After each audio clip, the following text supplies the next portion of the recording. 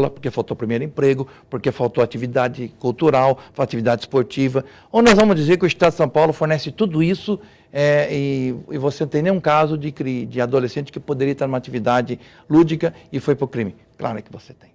Né? Ou seja, o crime organizado, as drogas, os traficantes recrutam esses meninos para o crime e eles acabam sucumbindo por falta de perspectivas futuras? Muitos, né? Não dá para dizer que estão todos assim, mas eu fui prefeito de Jacareí e uma das coisas que eu mais gostava de ver era a nossa fanfarra municipal, né?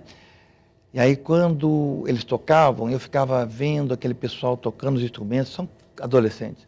Ficava imaginando, este adolescente, ele tem que fazer uma opção na vida dele. Ou ele faz a opção pela música, ou ele faz a opção pela droga. Porque as duas coisas são incompatíveis. Ele não consegue ficar na droga e também lá. Ele não consegue. Né? Então, o que você está fazendo? Você está oferecendo algo para ele bom.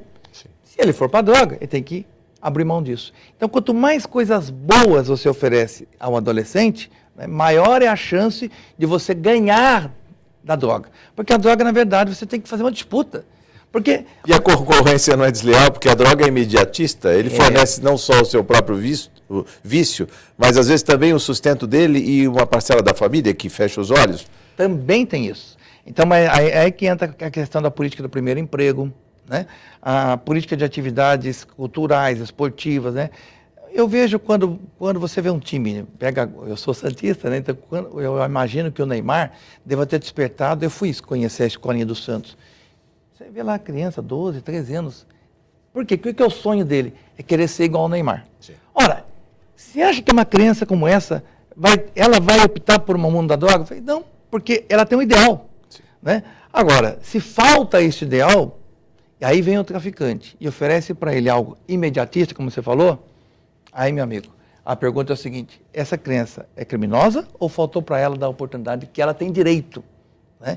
Então, essa discussão da maioridade penal, ela é muito gostosa de fazer quando a gente faz assim, livre de paixões, né? Sem querer apaixonadamente puxar para um para outro, mas colocar dados, Mas não há um bombardeio na mídia mostrando casos escabrosos envolvendo menores de idade? O próprio governador, quando vai a Brasília e apresenta aos congressistas uma proposta que, se não altera o ECA, ele permite que uma criança, um jovem desse, fique mais tempo internado do que os 3 anos, até 8 anos no máximo, quando o secretário de Segurança Pública do Rio de Janeiro também lança um desafio aos congressistas, dizendo que algo precisa ser feito, que os menores ainda estão atirando e às vezes até matando cidadãos. Quer dizer, o que se espera do Congresso, o que se espera dos políticos? Bom, primeiro, que algo tem que ser feito, não há dúvida disso. Né? Agora tem que ser feito algo que resolva e não que piore o problema. Né? Porque eu estou dizendo, se você baixar a maioridade penal, você vai ter mais gente na rua do que você já tem hoje, você vai ter mais alunos para a escola do crime. Então, o que tem que ser feito? Tem, mas tem que ser feito coisa correta. Né? Você não pode pensar, essa casa está pegando fogo. Então, joga esse líquido lá. O que é? Gasolina? Não.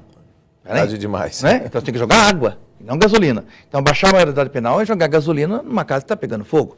Agora, eu particularmente acho que o governador Geraldo Alckmin foi muito infeliz em fazer essa proposta, porque quando você é governador, ou prefeito, ou presidente, você tem que ter uma posição de estadista. Você não... Todos podem agir sob o peso da emoção, menos o governante. O governante não. O governante, ele tem que agir mesmo diante da grita geral? Ele não pode agir sob o peso emocional.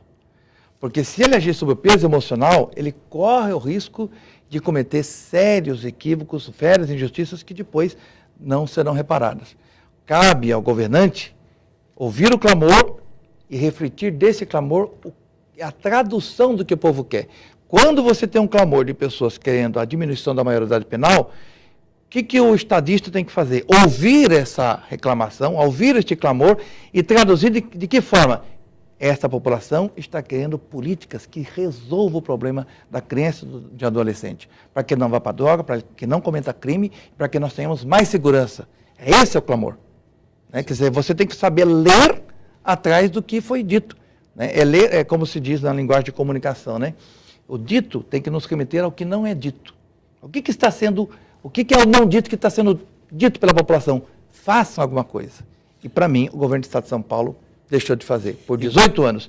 E agora estamos agora colhendo os frutos. Há também a proposta de emenda à Constituição do senador por São Paulo, Aloysio Nunes Ferreira, que trata do assunto, está em tramitação, está em debate, né, no Senado, mas que fala também da questão do crime hediondo e desse jovem, dizendo que ele reconhece a periculosidade, a gravidade do crime, deputado, o que se pode separar o que é uma criança, um jovem, e o que é o instinto, ou sei lá, alguma coisa que force, que motive esse jovem a partir para o crime e eventualmente matar pessoas com grande visibilidade, porque esses crimes acabam repercutindo muito nas redes sociais. Né? Ele ganha uma visibilidade. Agora, a grande pergunta é o seguinte: no Brasil, no estado de São Paulo, está faltando lei ou está faltando cumprimento da lei? Sim. Porque se falta lei, nós temos que fazer. Eu sou deputado estadual, temos que fazer, o Congresso tem que fazer. Mas, na minha opinião, não falta lei, falta cumprimento da lei.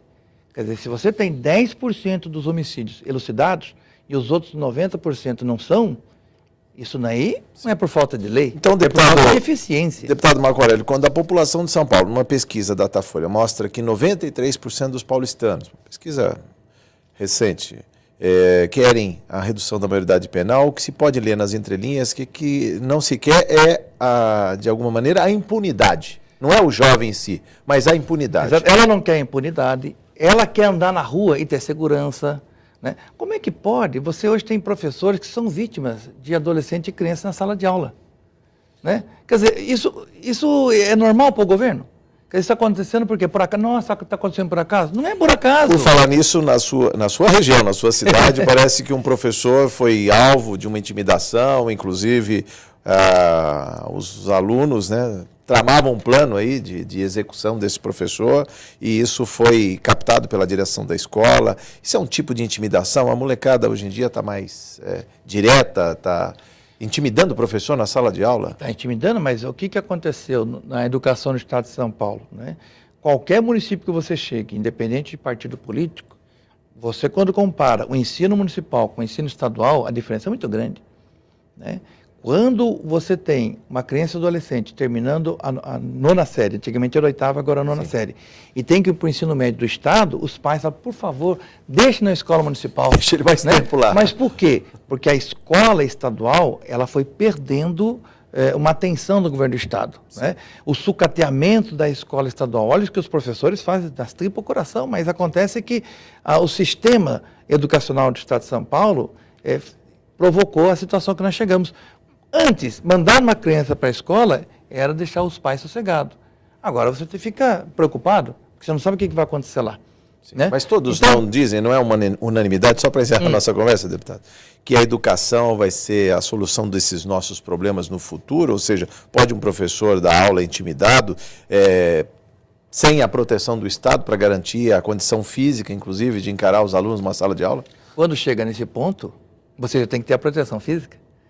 Porque chegou num ponto em que você é obrigado a agir de uma tal forma que proteja o professor. É a teoria do direito da liminar, né? Quer dizer, o que é uma sentença liminar? É para você impedir um mal maior. Você tem que dar segurança. Agora, você tem que inverter de tal forma que o aluno, ao passar pela escola, ele tem aula de cidadania, ele tem a percepção de futuro, ele tem a percepção de família, tem a percepção da moral, ele consiga perceber na escola que ali é o local onde ele vai ter um futuro muito melhor do que ele está hoje, vai ser melhor que os pais dele.